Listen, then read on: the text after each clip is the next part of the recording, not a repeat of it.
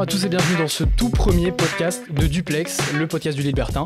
Je suis ravi de vous retrouver, je m'appelle Vincent et je suis évidemment pas tout seul pour faire cette émission, ça serait pas marrant sinon. Avec moi autour de la table, il y a toute une équipe, j'allais dire même l'équipe de choc. Il y a Carla qui est avec nous, ça va Carla ? Ça va bien et toi ? Nickel. Il y a Mathilde qui est là aussi. Bonjour. Il y a Pierre. Salut. Il y a Elisa. Salut. Et il y a Gladys. Salut. Les micros sont un peu distancés, donc c'est pour ça qu'on est obligé de jouer un peu comme ça. Bienvenue donc dans ce tout premier podcast. Duplex, c'est tout simplement, parce que je sais que la question vous anime autour de la table, et même chez vous, le podcast, en fait, le talk show du Libertin, où on va vraiment parler d'actu du monde sous toutes ses dimensions. On va chercher à comprendre tous les enjeux, on va parler politique, internationale, réseaux sociaux, sport, et on parlera même de choses insolites. Mais surtout, le but, c'est de parler d'infos pour y voir plus clair sans dramatiser. Parce que voilà, c'est aussi le sens de ce podcast, pas faire juste du bavardage. Mais c'est pas vraiment ça. Mais voilà, pas en tout cas relater les choses, vraiment mettre en perspective et ne pas trop dramatiser ce qui se passe pour pas que ça soit anxiogène. Je le disais donc, je suis entouré de toute une équipe de choc qui va m'accompagner pour les deux parties de cette émission. D'abord, on ouvrira le podcast sur le tour de table. C'est cette séquence de l'émission où toute l'équipe a repéré dans l'actu des faits, des événements qui n'ont pas spécialement fait parler, mais qui méritent qu'on s'y arrête. Alors vous allez voir, hein, comme je disais, il y aura du sport, il y aura de Halloween, je crois, Carla. Ouais, il y aura aussi pas mal d'infos à la con, d'infos insolites. Ce sera donc dans la première partie de ce podcast. Et puis dans la deuxième partie, le focus, on s'arrêtera cette fois sur le fait majeur du mois. Comme je le disais, c'est vraiment le moment beaucoup plus formel de l'émission, où est-ce que, on va chercher à comprendre les enjeux d'un événement qui a fait la une de l'actualité. Et évidemment, parler d'actualité en ce mois de novembre, c'est évidemment parler de ce qui se passe au Moyen-Orient.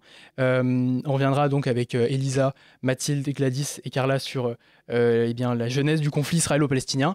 Et on terminera, je fais un petit lapsus, avec Pierre, qui nous parlera des réactions autour de justement le 7 octobre, et notamment pas qu'en France, mais aussi à travers le monde. Tout ça, ça sera dans un instant. On démarre tout de suite avec le tour de table.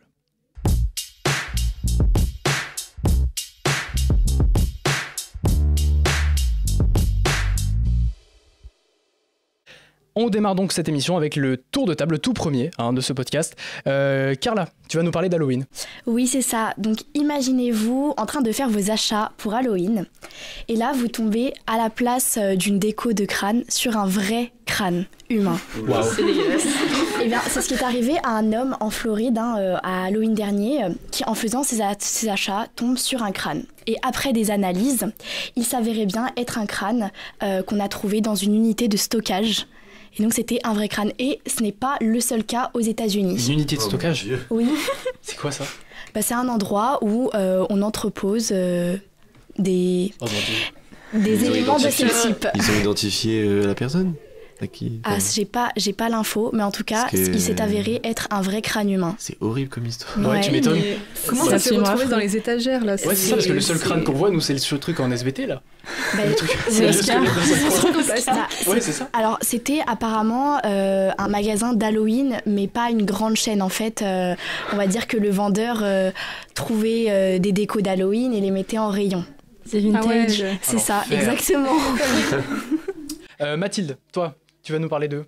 Alors, en fait, ça se passe en Australie, bien sûr. Ouais, c'est bon, donc, ça va parler d'animaux à la con. Oui. Une grosse Donc, en araignée. fait, c'est un surfeur qui s'est fait percuter par une baleine à bosse quand il était en train de surfer. De surfer, voilà.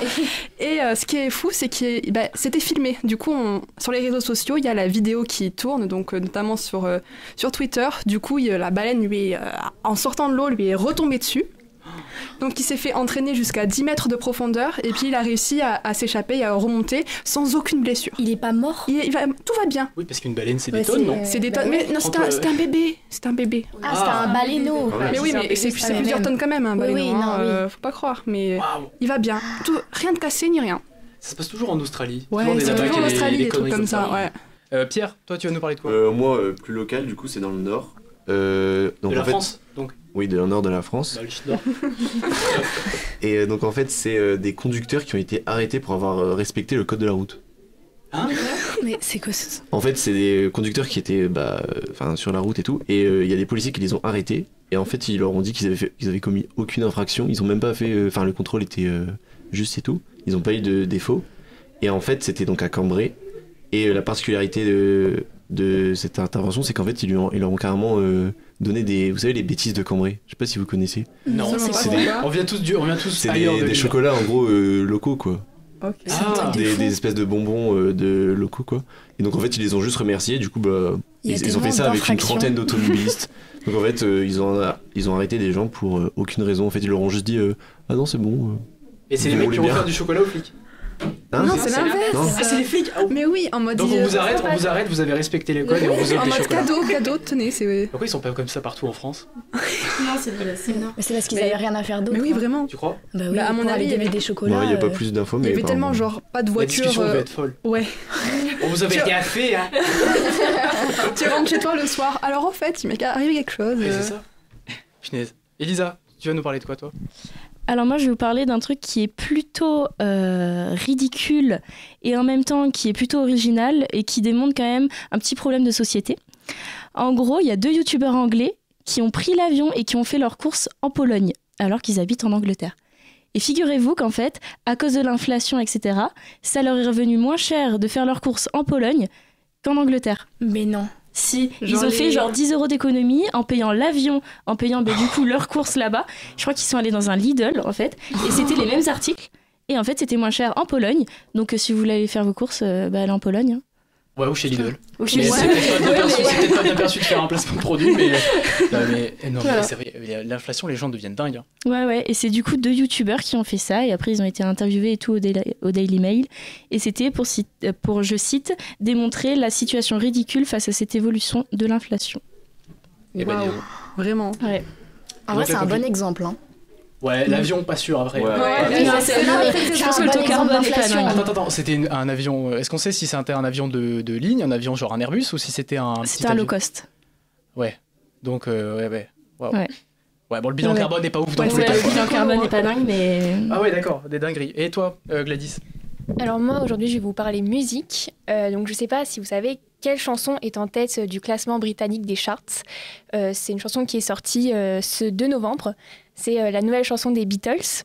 Donc le groupe mythique des années 60-70 qui ont sorti en 2023 une nouvelle chanson. Alors c'est un peu bizarre, les fans ont été surpris, un peu émus aussi. Mais en fait, ils ont réussi à sortir cette chanson grâce à l'intelligence artificielle, parce qu'en fait, ils ont utilisé une bande son de John Lennon des années 70, qu'ils ont retravaillé en studio, ils ont rajouté de la musique, et ils ont pu sortir cette chanson cette année. C'est dingue. Donc, ouais, c'est fou. Et du coup, c'est l'IA qui a refait ça ou c'est eux? en fait, ils ont utilisé l'intelligence artificielle, mais en fait, ça a permis d'améliorer la qualité de l'enregistrement, vraiment de la voix d'origine de John Lennon qui est mort en 1980. Voilà, donc ça le fait un peu... Je trouve ça horrible. ça le fait ressusciter, donc on pourrait se dire, est-ce que c'est bien C'est un peu parce que- glauque, Bah, mais c'est en là où même tu temps vois c'est surtout que les stylé. usages de l'IA sont pas du tout les mêmes. Parce que nous en France, on fait des montages avec Macron sur Ouais, Angèle. c'est ça. Là-bas, il ressuscite John Lennon, quoi. C'est... Donc, on peut se dire, C'est est-ce ça, le que truc. c'est un truc de marketing? Est-ce qu'on a juste voulu faire... voilà, on redonne une vie à quelqu'un et à un groupe. Donc je sais pas ce que vous en pensez, mais... Mais surtout, il n'y a pas un souci de droit d'auteur Bah, Non, parce qu'il fait partie du groupe en vrai. mais en fait, c'est sa femme, Ouais. Yoko Ono, qui a transmis directement Ok. les enregistrements aux Beatles. Ils ont retravaillé la musique dans les années 90 et là, ils ont sorti en 2023 la chanson. C'est fou. Est-ce que dans l'équipe, il y en a qui veulent ressusciter un chanteur mort? Bah, avec l'IA. C'était bizarre. Posé comme ça, c'était un peu bizarre. Mais avec l'IA, il y a des idées ou pas? Michael Jackson. Ouais, Ah c'est ce que ouais, j'allais ouais, dire. ouais. bah. Mais avec l'IA, ça serait peut-être bizarre, non? Ça se fait Si déjà c'est sur bien- TikTok, et si c'est hein. bien On peut fait. créer une nouvelle danse Hein à Michael Jackson. Ah ouais, Ah ouais. Ça serait Moi je stylé. dirais Amy Winehouse. Ah oui. Ah ouais. Pas mal. Ouais, Voilà. même Kurt franchement. Cobain. Ouais. Genre tous ceux du groupe des 27. Mais en tout cas, l'IA, je vous dis, je pense qu'on va arriver avec il y aura de plus en plus de dérives à mon avis avec cette connerie sur les voix et tout. Mais déjà, vous avez pas vu les photos genre de Trump qui était arrêté et tout. Et en fait, le mec, il avait genre 10 doigts. Non, enfin, du coup, 10 doigts sur une même main. Parce que on voit quand même qu'il y a des petits loupés avec les intelligences artificielles. Mais Quand même, hein. Je veux dire, quand niveau graphique et tout, on a de plus en plus du mal à discerner ce qui a été fait ce qui a été généré par une intelligence artificielle ou pas. Oui. Bah là, allez écouter la chanson des Beatles, Now and Then, et vous allez voir que c'est impressionnant. Mais c'est vrai que je crois que je l'ai entendu et c'était vraiment réaliste. C'est vrai que c'était vraiment réaliste.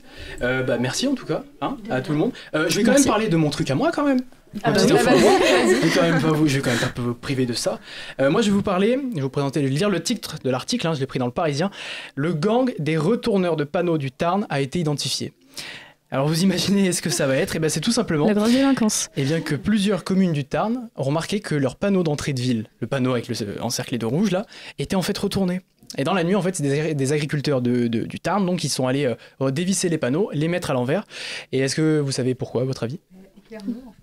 Ils étaient ivres. Non, je rigole. Ils étaient en fait, ils veulent protester contre les injonctions, vous savez, contradictoires. Des fois, dans l'agriculture, on vous dit pas de pesticides, ou alors juste ceci, ou alors ils défendent certains, je sais pas moi, des produits ou des trucs comme ça. Et donc, ils sont allés justement faire ça en signe de protestation. Alors, je peux vous montrer l'image. Peut-être pas aux gens qui nous écoutent parce que c'est de la radio, mais en tout cas, voilà, ça donne ça. En effet, je confirme, c'est à l'envers. Ah ouais, c'est de la délinquance. Donc, faut imaginer un panneau vraiment retourné, fixé à l'envers, comme s'il avait jamais bougé, sauf qu'il a quand même été mis à l'envers. Bon, voilà, une bonne séquence quand même du tour de table. Ouais, c'était pas mal. On se retrouve dans un instant pour la deuxième partie de ce podcast. Ça sera cette fois le focus.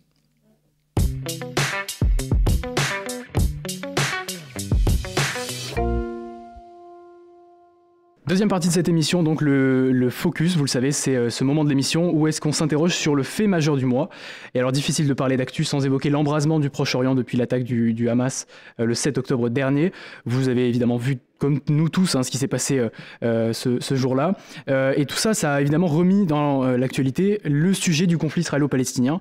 Et nous, ici, on s'est demandé, tout simplement, quelle est la jeunesse du conflit israélo-palestinien, comment est-ce qu'on en est arrivé là et pourquoi est-ce que ça fait des décennies que la situation paraît vraiment, j'allais dire non solvable, mais ça se dit pas.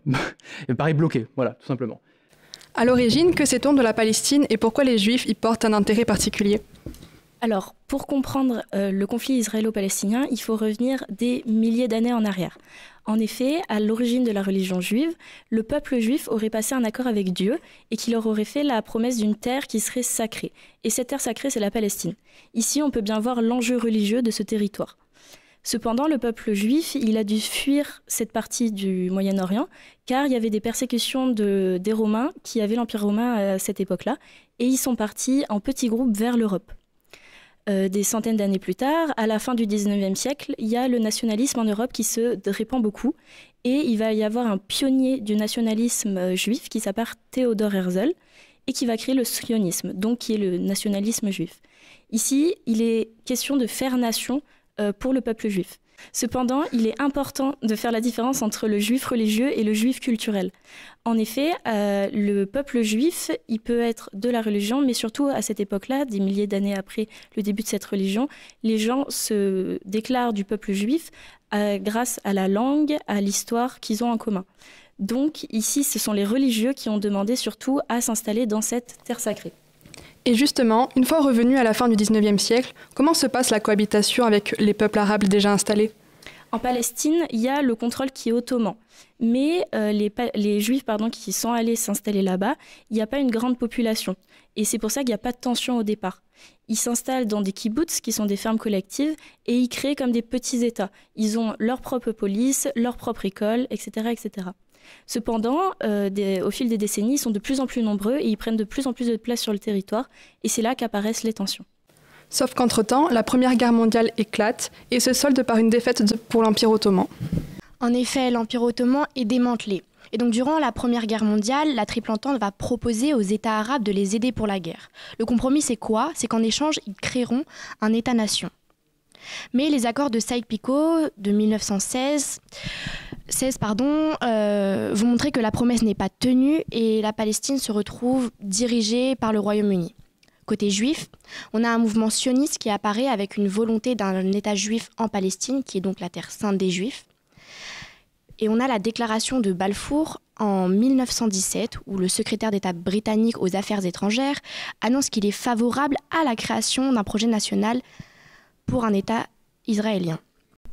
Naturellement, le génocide des Juifs pendant la Seconde Guerre mondiale a largement exacerbé cette volonté de créer un État juif. Exactement. À la suite du génocide juif, la demande d'un État-nation accroît au sein de la communauté, avec un sentiment de légitimité de retrouver leur terre sainte. La situation devient donc de plus en plus tendue avec les Palestiniens qui réclamaient déjà l'indépendance et qui se sentent donc opprimés.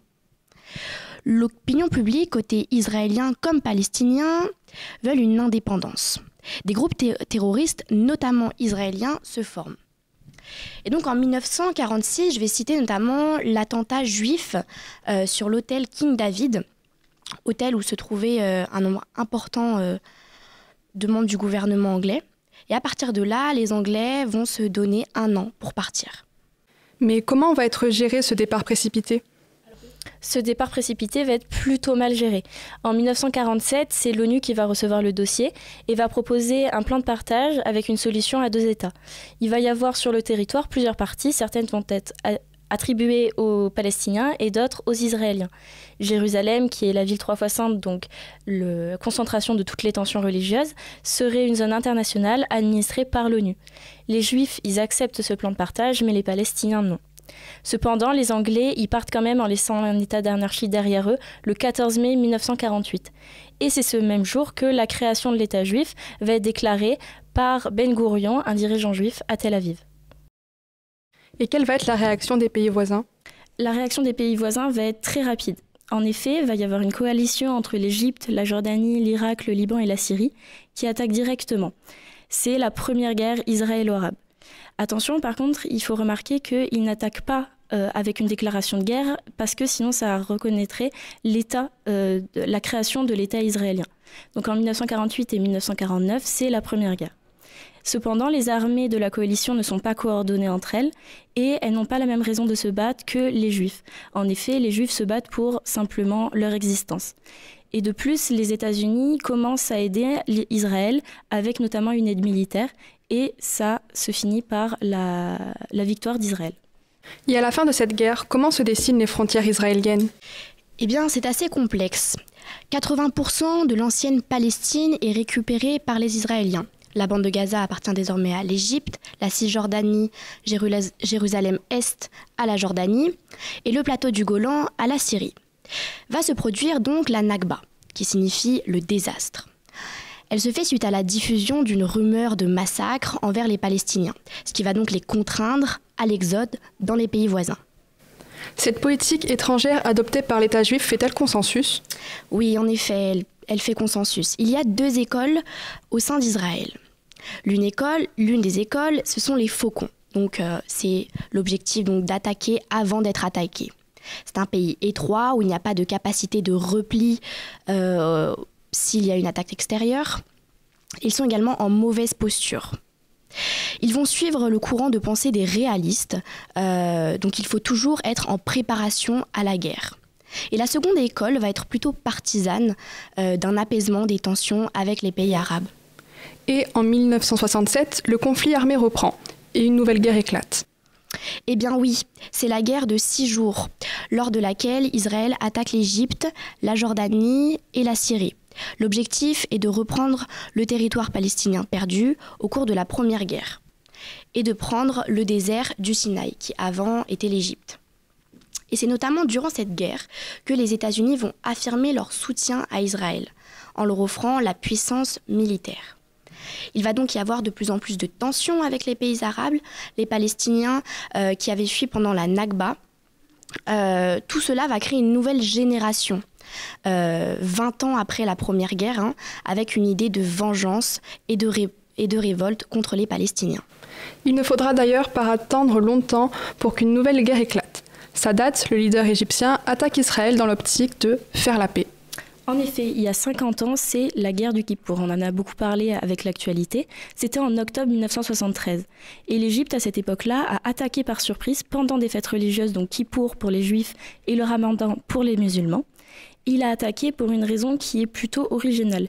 Il voulait forcer les Israéliens à négocier pour avoir la paix avec ce pays voisin, ce qui est plutôt contradictoire avec l'idée de guerre. Ici, c'est une victoire israélienne, mais aussi du coup égyptienne, vu qu'il va y avoir des accords qui vont être conclus, notamment grâce à la pression américaine de Jimmy Carter, qui est le président à l'époque.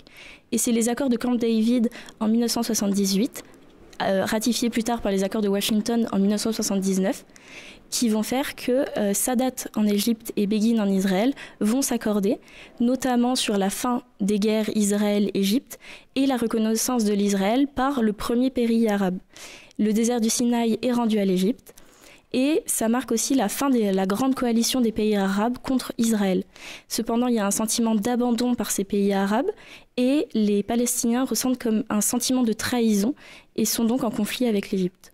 Mais en dépit de ce sentiment très fort, les Palestiniens n'abandonnent pas pour autant leurs revendications. En effet, 10 ans plus tard, en 1987, c'est la première intifada. Ce qu'on appelle intifada, c'est la guerre des pierres. On voit ici un déséquilibre dans le rapport de force, vu que les Palestiniens se battent avec des pierres contre les Israéliens qui se battent avec des vraies armes. Donc il y a un changement dans l'opinion publique. C'est un conflit de basse intensité et pas délimité clairement qui prend place. Et on a ici le passage à la culture de la victime, qui était avant la culture du combattant. Et c'est notamment Yasser Arafat qui va mettre en place cette première intifada. Alors tout à fait, je vais revenir 20 ans auparavant, en 1964-1967, où Yasser Arafat rejoint l'OLP, l'Organisation de libération de la Palestine. Et il y devient très rapidement un acteur majeur du nationalisme palestinien. Alors, il est d'abord considéré comme un terroriste par l'Occident, mais en réalité, son rôle dans l'OLP a fortement contribué au processus de paix au Moyen-Orient, notamment après la première intifada. Alors, très rapidement, le but premier de l'OLP, c'est libérer la Palestine. Et donc, à travers cette organisation, Yasser Arafat symbolise la résistance palestinienne contre l'État israélien, notamment chez les jeunes Palestiniens qui participent à la guerre des pierres, frustrés et désespérés face à la répression. Alors, si je me concentre sur le personnage, dès son enfance, Yasser Arafat est au cœur du conflit. Il est né en Égypte, il a vécu à Jérusalem, et il s'engage dès 1946, convaincu que le peuple palestinien doit prendre en main son propre destin. C'est pour cela qu'il crée le Fatah en 1957 et qu'il rejoint l'OLP, deux organisations qui existent toujours aujourd'hui, et que par la suite il va présider l'autorité palestinienne. Alors à travers tous ces engagements, il a été la seule personnalité palestinienne capable d'amorcer des négociations de paix historiques avec Israël, et c'est d'ailleurs pour ça qu'il reçoit le prix Nobel de la paix en 1994, en même temps que Yitzhak Rabin. Alors sa mort en 2004 est venue fragiliser la position de la Palestine tant sur le plan international que national, ce qui montre qu'il a été une grande force pour le pays. En bref, Yasser Arafat, c'est toute une vie de résistance contre l'occupation israélienne, malgré un conflit enlisé dans le terrorisme et malgré des échecs dans les tentatives de paix. Pour revenir à la première intifada, après des années de conflit, la situation évolue. En effet, c'est les États-Unis qui vont encore une fois pousser à la négociation Israël. Et c'est pour ça qu'en 1991 va prendre place la conférence de Madrid. Mais cette conférence est au grand jour et donc ne sert à rien. C'est la Norvège ensuite qui propose son aide. Elle va proposer des négociations secrètes, mais qui vont tenir lieu sans les grandes figures, Yitzhak Rabin et Yasser Arafat. Parce que sinon, ce serait connu de tous. Les Palestiniens, ils sont d'accord pour avoir un objectif, mais pas d'avoir directement de reconnaissance ni d'indépendance de leur État. Donc la balle est dans le camp des Israéliens et c'est aux Israéliens de faire un choix. Et les Israéliens vont être d'accord. Et c'est pour ça qu'en 1993 et 1994, les accords d'Oslo vont être signés. Il va y avoir une feuille de route qui va être décidée, sur laquelle la finalité, ce serait la collaboration de l'État palestinien et de l'État israélien. Et il va y avoir aussi la création de l'autorité palestinienne. Yasser Arafat est donc élu à sa tête. Ces accords d'Oslo amènent de grands espoirs dans les deux populations, mais la reprise des attentats terroristes par les extrémistes palestiniens, notamment le Hamas, font que les extrêmes dans les deux camps remettent en cause ces accords. En plus, la lente application par les autorités de ces accords fait que la situation ne change pas rapidement, les extrémistes sont encore plus en colère et donc ça enterre les négociations. En 1995, c'est la fin des espoirs car Rabin est assassiné et les accords d'Oslo échouent. Sans Premier ministre au pouvoir, des élections sont organisées et elles portent un personnage important au pouvoir. Oui, effectivement, il s'agit de Benyamin Netanyahou, dont on entend évidemment énormément parler ces dernières semaines, Que sait-on de lui ? Eh bien qu'il est né d'abord à Tel Aviv en octobre 49, en Israël, et qu'après avoir vécu aux États-Unis au début des années 60, il revient en Israël pour effectuer son service militaire, où il reste dans l'armée jusqu'en 73. De là, après, il poursuit ses études au célèbre MIT, Massachusetts Institute of Technology aux États-Unis, et il étudie notamment l'administration des affaires. En juillet 76, c'est un fait majeur qu'il faut mentionner, un drame le frappe lui et sa famille, puisque son frère aîné Jonathan meurt lors du raid d'Entebbe. Pour rappel, ce raid, c'est tout simplement une opération qui était destinée à libérer des otages occidentaux retenus dans un avion en Ouganda par des membres du Front populaire de libération de la Palestine dont on vient de parler. Et donc ce drame a grandement influencé son action politique future, et j'ai même envie de dire actuelle, puisque ancré à droite, il s'engage en politique dès les années 80, en tant que d'abord collaborateur à l'ambassade d'Israël à Washington, puis il est promu carrément ambassadeur d'Israël aux Nations Unies en 84, où il défend ardemment son pays dans un contexte singulier, puisque, on l'a dit, c'est le conflit avec les autres pays de la péninsule arabique. Alors évidemment, il construit très rapidement sa notoriété, et son ascension, elle continue dans les années qui suivent. En 88, il est élu député à la Knesset, et en 96, il devient le chef de file du Likoud, le parti de la droite israélienne. Il bat Shimon Peres, devient le plus jeune premier ministre d'Israël. Ses positions radicales, notamment, il les affiche très explicitement. Il considère, entre autres, que la Cisjordanie est bel et bien un territoire israélien. Alors il est battu en 97, mais il revient aux affaires pendant 12 ans, de 2009 à 2021, avant d'être de nouveau réélu en décembre 2022. Et alors, il est évidemment une figure qui ne fait pas l'unanimité, puisque ses positions radicales sur la souveraineté d'Israël, notamment vis-à-vis de l'autorité palestinienne, posent des questions, et aussi vis-à-vis de la Cisjordanie. Mais aussi, depuis 2016, il est il est mouillé dans plusieurs affaires, notamment de corruption, de favoritisme et de bons procédés avec des entreprises et des organes de presse. Et entre autres, en 2023, il a connu une contestation massive de son pouvoir, tout simplement parce qu'il a entrepris une réforme de la justice qui prévoyait de brider les prérogatives des magistrats pour contrôler la légalité des lois. Évidemment, depuis le 7 octobre, Benyamin Netanyahou s'est vraiment érigé en chef de guerre. L'attaque du Hamas, ça a été un déclencheur important pour son pouvoir. Il a promis de tout mettre en œuvre pour anéantir l'organisation. Toujours est-il que son action militaire d'ampleur n'est pas sans conséquences et que malgré les appels au cessez-le-feu dans le monde et à l'ONU, pour lui, c'est clair, il n'y aura pas de compromis sans libération des otages israéliens. Et du côté du Hamas, on répond qu'il n'y aura pas de libération d'otages sans interruption des bombardements. Quoi qu'il en soit, donc, la situation paraît bloquée et les victimes sont toujours aussi nombreuses des deux côtés. Donc la guerre qui a repris depuis le 7 octobre dernier illustre l'échec des accords d'Oslo qui, par ailleurs, sont totalement rejetés par le Hamas. Le Hamas, c'est quoi ? Le Hamas est créé en 1987 à la suite de l'Intifada. Elle est issue de la branche palestinienne des Frères musulmans et elle est créée par le cheikh Ahmed Yassine.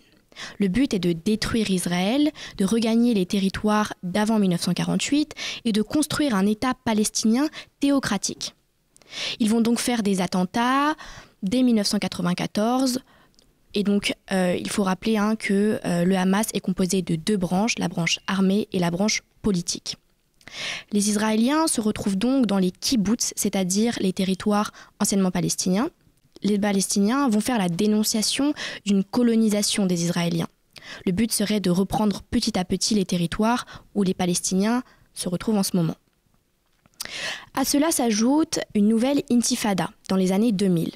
C'est une guerre sourde et de basse intensité, mais continue. Occasionnellement, il y a quelques attaques un peu plus violentes. En 2006, le Hamas gagne les élections législatives. Il y a donc un lien un peu plus légitime avec la population. Mais bien évidemment, tout le monde n'est pas d'accord. L'organisation est plutôt reconnue comme terroriste. Le chef du bureau politique est Ismaël Haniyeh. Et donc la branche militaire, ça va plutôt être Mohamed Deif. Donc c'est un personnage qui est assez original. Il reste plutôt dans l'ombre, on ne connaît pas son visage. Et comme beaucoup de personnes ont essayé de le tuer, il n'a donc plus de jambes ni de bras. Donc dans le conflit, il y a une radicalisation du religieux avec l'instrumentalisation qui va être au service du politique. Et depuis 2007, il y a un blocus de la bande de Gaza par les Israéliens qui va donc les contraindre à des conditions de vie plus dures et va alimenter la haine des Palestiniens.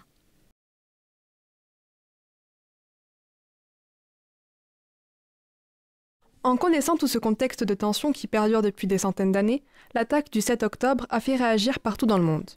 Alors en effet, tout d'abord en France, il y a eu de nombreuses réactions, il y a eu vraiment 2 camps qui se sont construits. D'un côté, il y a eu le camp des pro-palestiniens et l'autre, le camp des pro-israéliens. Il y a eu beaucoup de haine aussi qui a été violente sur les réseaux sociaux dès qu'on soutient l'un ou l'autre. Et on peut notamment parler au sein de la politique française. Alors tout d'abord, Macron il s'est affirmé en soutien avec les victimes israéliennes de l'attaque du Hamas du 7 octobre. Mais ensuite, il y a eu aussi un soutien à l'encontre aussi de la cause palestinienne, puisque les frappes se sont intensifiées et il y a eu des civils qui ont été touchés. Il y a eu aussi des manifestations qui ont tenté d'être établies pro-palestiniennes, mais elles ont été interdites à Lyon. Il y en a quand même quelques-unes qui ont réussi à subsister. On peut dire aussi qu'en France, il y a eu de nombreux actes antisémites qui ont été observés. Il y a eu vraiment une recrudescence de ce phénomène. Et donc on voit bien que ces personnes-là utilisent cette attaque comme prétexte, comme l'a affirmé Gérald Darmanin. On peut aussi parler du rôle médiatique qui choisit directement les termes qu'ils emploient lorsqu'ils qualifient telles ou telles atteintes au droit international de tel camp. Donc il y a vraiment un lien étroit avec le discours dominant qui a beaucoup changé. Et donc on peut dire que ça témoigne bien d'une réelle manifestation de la peur en France et plus largement chez les Occidentaux. On peut aussi marquer que Macron s'est rendu en Israël, puis a été à la rencontre de Mahmoud Abbas, donc le représentant de l'autorité palestinienne. Il exige une solution à 2 États. Mais le seul problème, c'est que comment on pourrait négocier une solution à 2 États en sachant que l'un des 2 parties est une organisation terroriste, le Hamas. Mais le but, c'est de réconcilier ces populations palestiniennes et israéliennes qui sont, comme on l'a rappelé tout à l'heure, en conflit depuis des dizaines et des dizaines d'années. Donc au sein des partis politiques français, on peut notamment parler de la gauche qui a plutôt, en tout cas de la France insoumise, qui a plutôt eu du mal au début à qualifier les actes du Hamas de terroristes, bien que l'organisation soit reconnue comme telle à l'échelle internationale.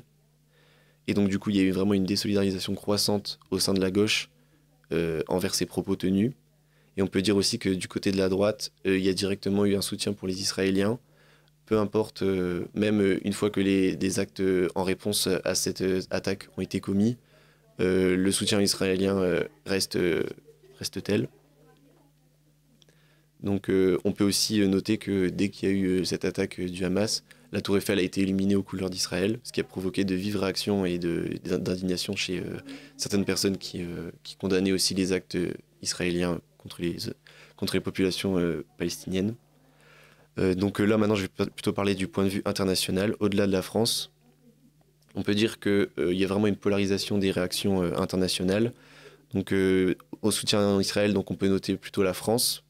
Et on peut aussi surtout noter un allié solide, les États-Unis. Du côté palestinien, on peut citer le Liban, l'Irak, la Tunisie, la Syrie, le Qatar, l'Arabie Saoudite ou encore la Tunisie. Aux côtés de la cause palestinienne, on peut aussi parler de certains États comme la Russie ou la Chine qui essayent de prendre leur distance, qui ont essayé de prendre leur distance au début, mais qui ont plutôt utilisé ce conflit à des fins politiques. On peut notamment parler du fait que la Russie a utilisé cet événement pour s'opposer encore une fois à la politique des Occidentaux et pour détourner l'attention de la guerre qui s'intensifie en Ukraine. Du point de vue des organisations internationales, on peut parler notamment de l'ONU, qui a un rôle central dans ce conflit. Il y a eu une résolution au Conseil de sécurité qui a été proposée par la Russie, qui appelait à un cessez-le-feu humanitaire à Gaza. Elle a été rejetée cependant, parce qu'on peut expliquer notamment cela, car la Russie n'a jamais condamné le terrorisme du Hamas, et elle n'a jamais condamné les violences contre ses civils. Donc ceux qui ont été pour cette résolution du Conseil de sécurité par la Russie, donc on retrouve du coup les alliés de la Russie depuis longtemps, donc la Chine, le Gabon, le Mozambique et les Émirats arabes unis. Et contre du coup cette résolution du Conseil de sécurité, les États comme la France, le Japon, les Royaumes-Unis et les États-Unis. Mais ça ne s'est pas arrêté là. Il y a eu une autre proposition par le Brésil pour des pauses humanitaires afin de livrer une aide vitale, mais elle a été aussi rejetée. Cette fois-ci, la France s'est affirmée pour, la Suisse aussi, les Émirats arabes unis, le Mozambique et la Chine, mais les États-Unis se sont affirmés contre, et la Russie a été abstentionniste. Même si tout cela n'a pas donné de suite, il y a eu quand même plusieurs camions humanitaires qui sont entrés dans la bande de Gaza, notamment par le terminal de Rafah en Égypte. Mais on peut dire que c'est complètement insuffisant par rapport aux besoins des populations locales, car on peut comparer cette aide à un camion pour 100 000 habitants. Donc si on parle d'un point de vue qu'est-ce qui peut se passer dans le futur, il y a un vrai risque que le conflit se généralise, d'abord dans le Proche-Orient, et ensuite parce que du fait que le Hezbollah s'en est mêlé. Le Hezbollah, qu'est-ce que c'est ? C'est une organisation terroriste, un groupe islamiste chiite et un parti politique basé au Liban. Et depuis le 7 octobre, il y a des tirs qui se sont intensifiés à la frontière entre le Liban et Israël, entre le Hezbollah et le Tzal. Aussi, on peut rappeler le rôle de l'Iran dans ce conflit, qui est un ennemi de tout temps d'Israël et qui s'oppose donc à la présence militaire des États-Unis dans la région. Pour finir, nous pouvons affirmer que ce territoire est le centre de tension depuis des centaines d'années. Aujourd'hui, il n'y a pas de solution qui semble envisageable afin de sortir de cette guerre de façon pacifique, et des centaines de milliers de civils se retrouvent menacés en raison de ce conflit tragique. Merci beaucoup de nous avoir écoutés. C'était Le Duplex, un podcast du Lilbertin. On se retrouve pour un prochain épisode, et en attendant, n'hésitez pas à checker nos réseaux sociaux. Nous sommes sur Instagram et YouTube sous le nom Le Lilbertin.